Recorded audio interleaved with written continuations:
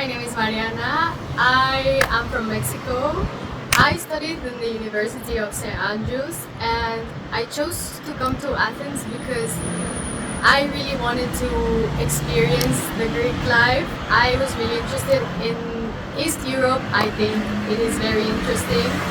There is a lot of art, there is a lot of philosophy here within the city, the people, and I think this time was a really good time for me to get to know me, to get to have a break from school life, just connecting with art and the people. And I really want to thank also the team because they were like there for me, like they showed me around. And I think that's really helpful when you come from far away.